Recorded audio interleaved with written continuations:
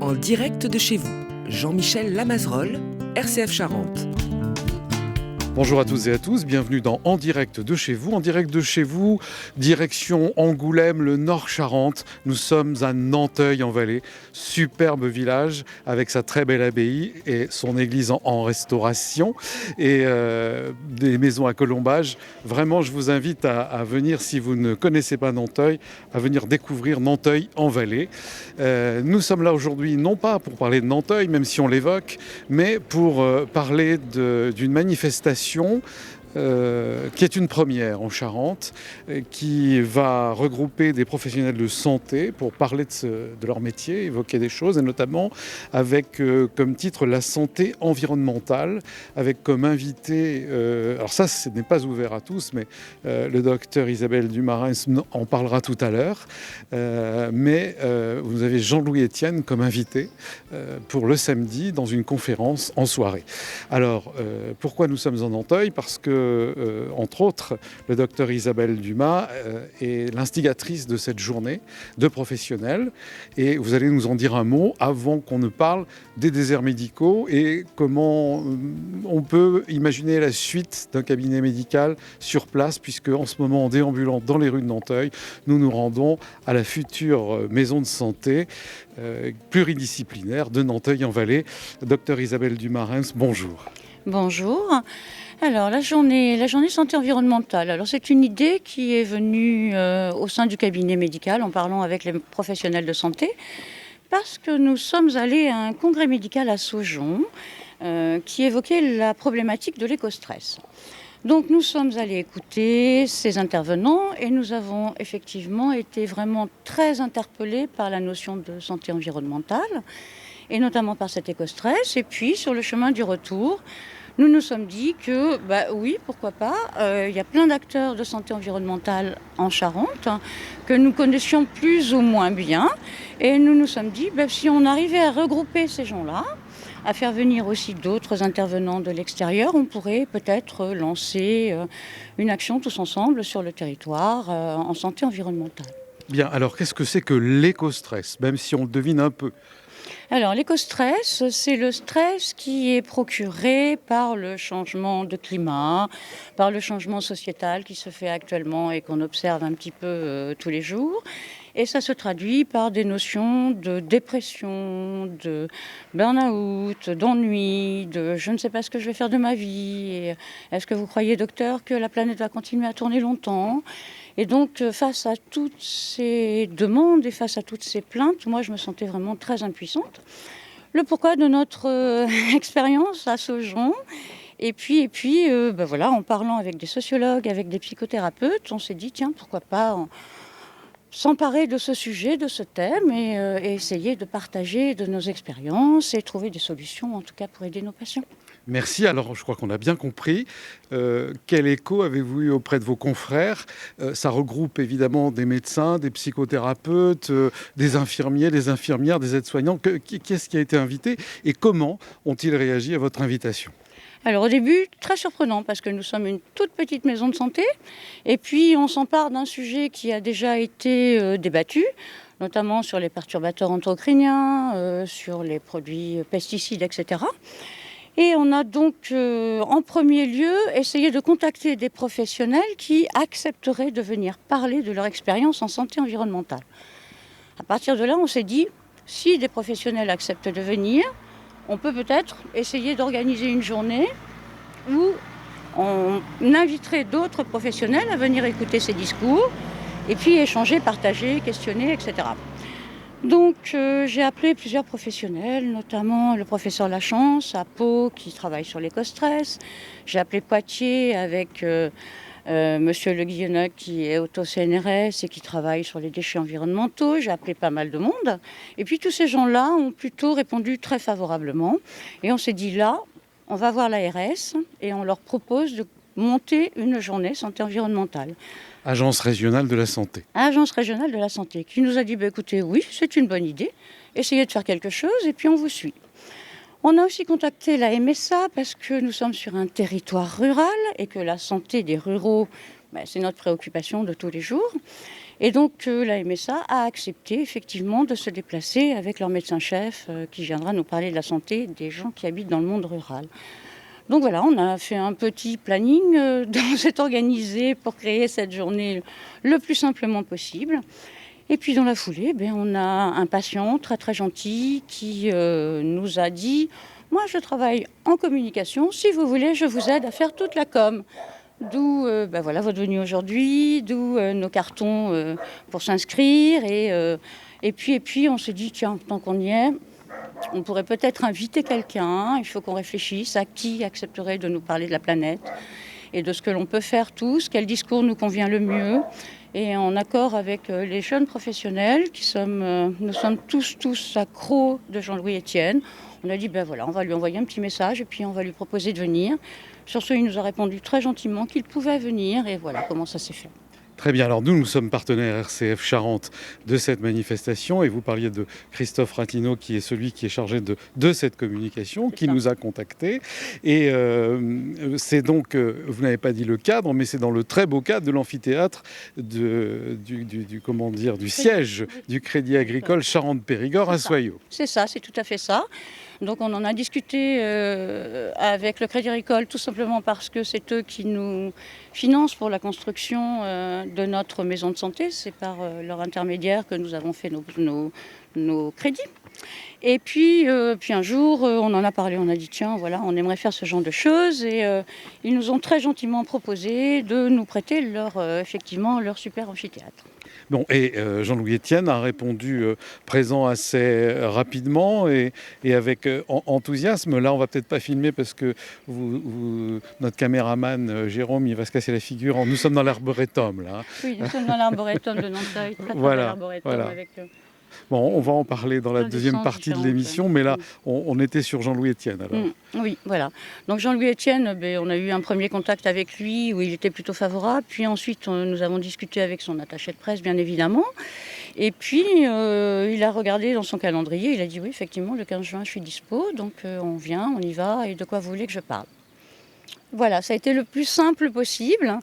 Et puis, on lui a proposé de parler de son expérience en tant qu'explorateur. C'est quand même un de nos derniers explorateurs. En tant que médecin, puisqu'il a été médecin. Et puis de ce qu'il observe au niveau des pôles et de ce qu'il préconiserait comme action à faire de la part de chacun d'entre nous pour essayer de sauver notre jolie planète. Oui, il est en train de construire, enfin pas lui, mais avec ses équipes, un bateau absolument magnifique. C'est ça.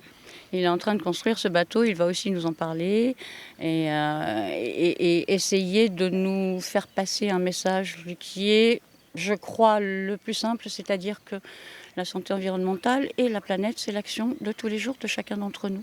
Un tout petit peu, tous ensemble, on va faire beaucoup. Très bien. Et ce qu'il faut dire, je le disais au début de l'émission, la journée de santé réservée aux professionnels, mais le soir, vous avez donné l'heure, c'est ouvert au public et à tout le monde, bien sûr. Alors le soir, c'est ouvert au public, à tout le monde, à tous ceux qui veulent entendre ce discours-là.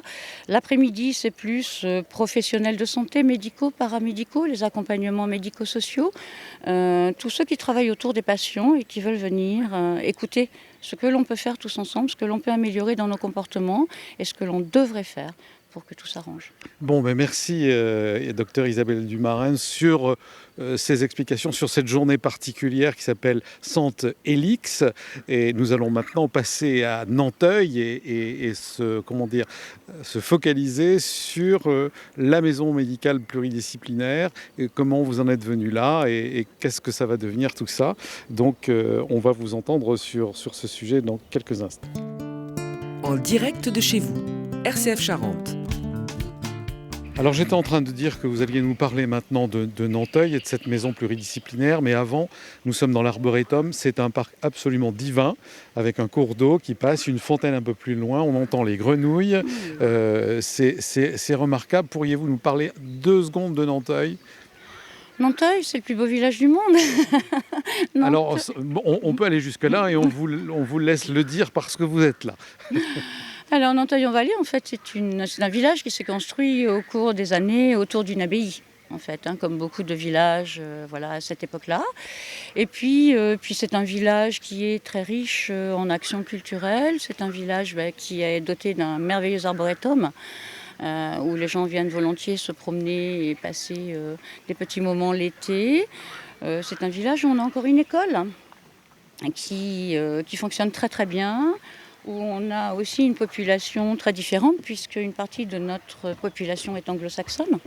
Et les enfants sont aussi scolarisés à l'école de Nanteuil-en-Vallée, ce qui permet des échanges quand même culturels et sociaux très très importants. Voilà, quoi dire de plus de Nanteuil. 800 habitants en gros, et avec un petit peu plus avec la communauté de communes. Alors, avec la communauté de communes qui regroupe les communes de Moutardon, Messeux, Saint-Gervais, Ézec et Pougnier, on est autour de 1700 habitants. Voilà, c'est une vieille communauté de communes qui avait été créée autour des années 85-90 par M. Gilardin, qui à l'époque était le maire du village, pour cumuler leurs moyens. Et puis, ce sont des petites communes toutes très actives et toutes très soudées les unes aux autres. Alors, après cette présentation de Nanteuil-en-Vallée, on continue sur ce joli chemin de l'Arboretum. Je ne sais pas si nous sommes loin de la construction de la maison pluridisciplinaire. Nous allons arriver en face, au bout de l'Arboretum. Nous avons la maison pluridisciplinaire. Nous avons eu la chance qu'on nous propose un super terrain. Et on a voulu faire un bâtiment qui se noie dans la verdure locale. Donc nos patients, même si les files d'attente sont parfois un peu longues, pourront profiter de l'Arboretum et venir se mettre à l'ombre ou pique-niquer éventuellement. Alors dans cette émission, j'aime bien donner de la chair à l'émission, entre guillemets, pour vous demander à vous, quelle est votre histoire avec Nanteuil, votre installation ici, puisque nous allons parler de la suite après vous. Alors moi, mon histoire avec Nanteuil, ça a démarré avec une discussion dans les années 90 avec le boulanger du village. En fait, moi je suis née à Champagne-Mouton. Mes parents habitaient à Champagne-Mouton et puis on venait le dimanche chercher notre pain à la boulangerie de Nanteuil-en-Vallée. Et le boulanger me dit, alors qu'est-ce que tu deviens? Est-ce que tu penses à t'installer, etc. Tu sais, ici ça serait bien, il y a du travail. Et puis en réfléchissant et en regardant ce qui se passait autour, j'ai dit chiche, je m'installe. Et donc j'ai vissé une plaque et je me suis installée le 1er avril 91. Donc tout le monde a cru que c'était un poisson d'avril, mais pas du tout. Je suis restée et voilà, j'y suis encore, 33 ans après. 33 ans après, vous êtes toujours là, mais vous pensez, comme tous les médecins, un jour à prendre votre retraite. Alors oui, je pense à prendre ma retraite, bien évidemment, comme tous les médecins, parce que j'ai envie de faire plein de choses à côté, et j'ai pas vraiment le temps en ce moment. Mais pour prendre cette retraite, il faut aussi assurer l'avenir. Le pourquoi de notre construction de maisons de santé, pour essayer d'attirer des jeunes populations sur nos secteurs et des jeunes médecins, ou des moins jeunes d'ailleurs, parce que nous n'avions de toute façon au cabinet actuel pas l'espace nécessaire pour accueillir un nouveau médecin et se poser cette problématique. Si on veut attirer quelqu'un, les jeunes, ils aiment travailler en groupe, ils aiment travailler en maison pluriprofessionnelle. Il y a une jeunesse autour de moi, puisqu'ils m'appellent tous maman. Entre les infirmières, le kiné, l'orthophoniste, la psychologue, la diététicienne. Donc tout ce jeune monde s'est regroupé, s'est mis à cogiter, et puis on s'est dit, tiens, pourquoi pas, on y va, on essaie de faire une maison tous ensemble.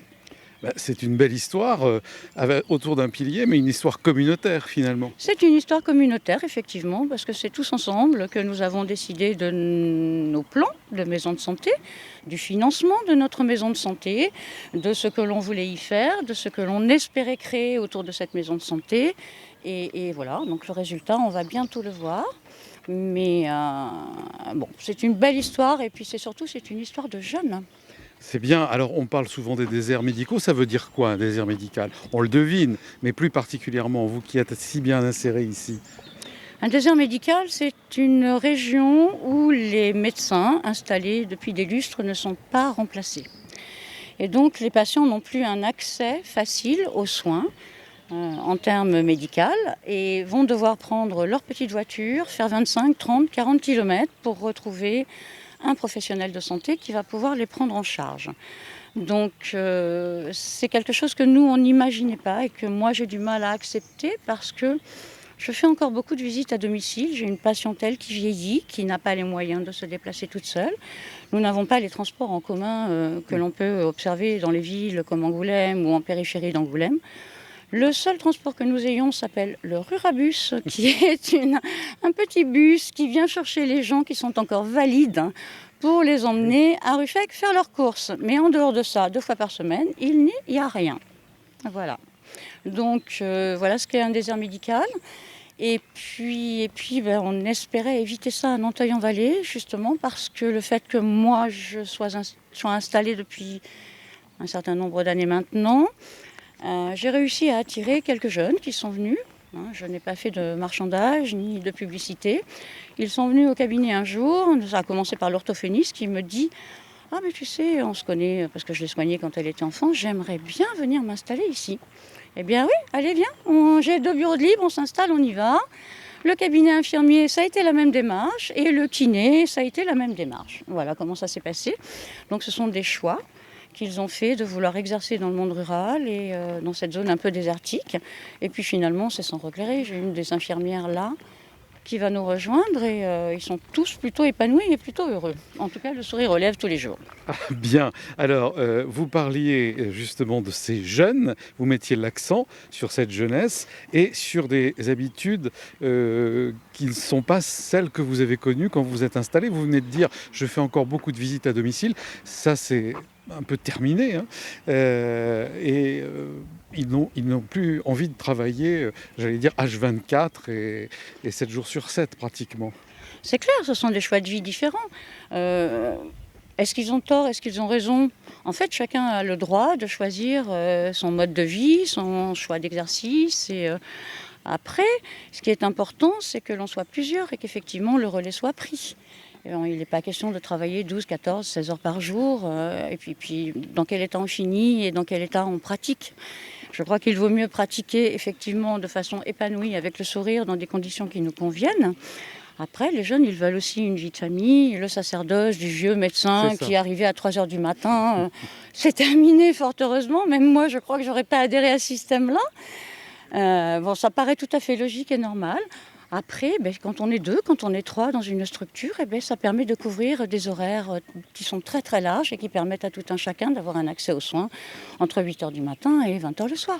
Et je pense que ça vous permet aussi de mutualiser des services de secrétariat, de comptabilité, de gestion, enfin je ne sais quoi. C'est ça, on mutualise tous nos services. Ça nous permet aussi tous ensemble, tous les jours, en se croisant dans les couloirs de la maison de retraite, je pensais déjà à la maison de retraite, non. La maison médicale, de s'interpeller, de dire, dis donc, tiens, j'ai vu un tel, qu'est-ce que t'en penses? Ou voilà, moi j'ai pensé à ça hier soir, est-ce que tu crois qu'on pourrait mettre ça en place? Voilà, c'est vivant, c'est la vie en fait. C'est la vie, cette maison de santé, ça doit être une maison vivante. En direct de chez vous, Jean-Michel Lamazerolle, RCF Charente. Alors nous voilà arrivés à côté de la maison de santé, on va dire un grand pavillon avec un accueil et 2 ailes de chaque côté.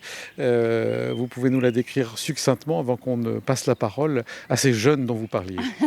Alors c'est une maison toute simple, en fait, effectivement, qui est toute en longueur avec 2 secteurs. Un secteur qui sera médical, un secteur paramédical, parce que de par la loi, on ne peut pas mélanger tous les professionnels de santé sur les mêmes secteurs. On l'a voulu complètement adapter au paysage et dans le style des maisons nanteuillaises. Il va y avoir des bardages bois qui vont venir compléter tout ça et puis une couleur plutôt sable pour se noyer dans la verdure. Cette maison va être agrémentée bien sûr de plantations et d'un parking plutôt vert. Et au bout, nous avons un projet de jardin thérapeutique. Voilà, pour accueillir nos patients et permettre d'autres pratiques paramédicales avec le kiné, avec l'orthophoniste, etc. Voilà. Eh bien, merci pour cette présentation. Là, on est dans les travaux encore. On imagine une terrasse, des accès pour les personnes à mobilité réduite, etc., etc. Et maintenant, je vais passer la parole, si vous le permettez, à Samuel Gabaron, qui est assistant médical. Bonjour Samuel. Bonjour. Alors, vous avez décidé de rejoindre cette aventure. Comment ça s'est passé? Et puis, qu'est-ce qu'un assistant médical? Vous me disiez, c'est peu connu. Oui, c'est vrai, je ne connais pas tellement ce terme. Alors moi, j'étais infirmier pendant plus de 23 ans à Verteuil, en libéral. Donc c'est comme ça que j'ai connu le docteur Rim. Et puis, elle m'a proposé de faire ce nouveau métier qui était celui d'assistant médical, qui est proposé par la CPAM. C'est un métier qui consiste à aider le médecin dans ses tâches administratives. Donc il y a beaucoup de tâches administratives dans le remplissage des dossiers, les recherches de rendez-vous et ainsi de suite.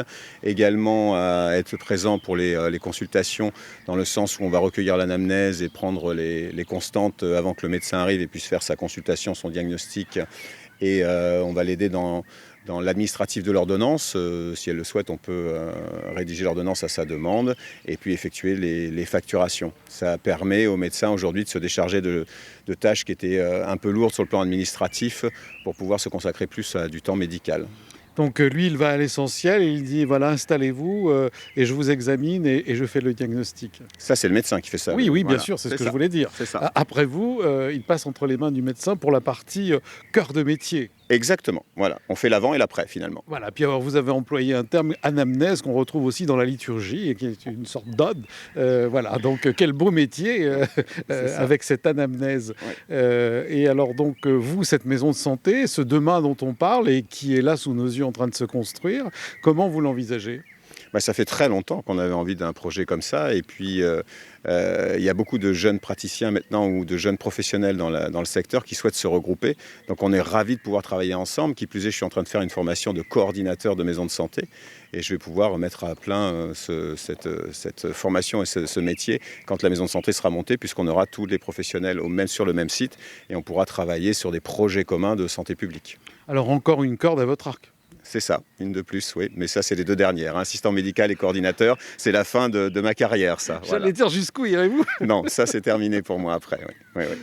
Bien, eh bien écoutez, merci de votre témoignage. Restez dans les parages. Je vais demander à Leslie Frison de nous rejoindre, qui, elle, est infirmière libérale. Bonjour. Alors, pareil, même question qu'à Samuel. Comment vous êtes arrivé là ? Je suppose que vous connaissiez le docteur Isabelle Dumas-Rims. Comment ça s'est passé tout ça et l'avenir pour vous ici dans cette maison de santé ? Alors, je savais qu'il y avait un projet de maison de santé. Isabelle m'a informé que Samuel souhaitait se reconvertir, donc il cherchait un remplaçant. Et moi-même, j'avais besoin d'évoluer dans ma pratique. J'avais fait beaucoup d'EHPAD, d'hôpitaux, de cliniques, de la coordination. Voilà, donc je me suis dit le libéral, allez, je me lance. Et puis j'avais envie de participer à ce projet parce que je trouve quand même que c'est vrai qu'en libéral, on dit qu'on est souvent seul, mais là, ça permet vraiment de se regrouper. On a beaucoup de patients en commun avec, par exemple, le kiné, avec le médecin, etc. Et de pouvoir mettre ensemble en œuvre des projets, ce qui est compliqué quand on est tout seul, c'est quand même un plus pour le petit coin dans lequel on est. Alors, ce que j'allais dire, vous passez de structurée et structurante, des fois plus ou moins peut-être, et vous en avez marre. Oui, voilà. Donc, vous faites le choix de vous lancer, et c'est quand même bien d'être entouré. Ah c'est très rassurant d'être entouré, d'avoir commencé à travailler dans un cabinet qui a été créé il y a 24 ans et qui tourne depuis 24 ans. Et puis ensuite, effectivement, d'avoir un médecin compétent sous la main, un collègue efficace qui a pu me coacher correctement. Et maintenant, c'est vrai que Nanteuil-Verteuil, on est 2 cabinets infirmiers, mais n'empêche qu'on peut bosser ensemble en gardant chacun sa tournée, mais n'empêche qu'on peut monter des projets un petit peu plus construits que si on était chacun de son côté. Et puis je pense que lorsque vous êtes en vacances ou absente, vous êtes avec vos collègues d'à côté pour vous remplacer. Non, comment ça se passe ça ? Non, en fait, on est 2 de chaque côté. Donc si ma collègue est en vacances, je bosse non-stop. Et Rémi et Cathy, qui sont les infirmiers de Nanteuil, font la même chose. Si vraiment il y avait un gros problème, on ne se lâcherait pas. Je veux dire, moi ça m'est arrivé au tout début de remplacer Cathy sur 1 ou 2 journées parce qu'elle était vraiment toute seule. C'était pas le cabinet pour lequel je roulais, mais n'empêche que ça, si on fait un petit peu tout ça, ça lui a permis de se reposer parce qu'elle avait besoin. Donc s'il y avait un gros problème, non, on ne se lâcherait pas. Il y a eu déjà des essais de réunification de tournée pour arranger un petit peu tout le monde. Alors si on fait l'inventaire de votre installation ici et des premiers temps où vous exercez, c'est tout à fait positif alors. C'est que du positif. C'est que du positif. Et maintenant du super positif. Eh bien ça va l'être, oui. J'y compte bien. Ça ouvre quand ? Octobre, c'était prévu septembre, mais décembre. Bon, il y a toujours un peu de retard dans les travaux, mais bon. Voilà. Non, mais alors, je vous rassure, les gens ils peuvent écouter notre émission. Là, on enregistre, on est fin mai. Ils entendront peut-être cette émission cet été qui sera rediffusée. Ils peuvent l'écouter en podcast sur rcf.fr ou sur Télé 16. Donc, les dates, comme ça s'étire sur l'ensemble de l'année. C'est parfait. Voilà, puis de toute façon, vous serez tenu au courant quand vraiment ça ouvrira, comme ça vous pourrez le diffuser. Mais certainement. Merci beaucoup Leslie Frison. Docteur Isabelle Dumarim, je ne sais pas si j'ai bien prononcé Oui, votre c'est ça, second oui. nom là, Oui. parce que j'ai entendu Samuel le prononcer Oui, sûrement pas de mieux souci. que moi. Qu'est-ce qu'on peut vous souhaiter maintenant, puisqu'on arrive au terme de l'émission? Alors, on peut nous souhaiter l'arrivée d'un médecin junior. Ce sont ces fameux jeunes médecins qui vont arriver fin 2026 sur leur 4e année d'internat. Ça nous plairait bien d'accueillir des jeunes. Peut-être de les séduire et de les tenter à rester avec nous. Et puis sinon, un médecin qui veuille venir nous rejoindre et qui a envie de faire des choses avec une équipe bien soudée. Et voilà, on l'accueillerait avec grand plaisir. Eh bien écoutez, ça se sent, l'appel est lancé. Voilà. Et moi je vous souhaite plein de bonnes choses pour l'avenir et pour aujourd'hui bien sûr. Au revoir. Merci beaucoup, au revoir. Et merci d'avoir suivi cette émission d'En Direct de chez vous. Et moi je vous dis à la semaine prochaine pour une autre émission d'En Direct de chez vous. Au revoir.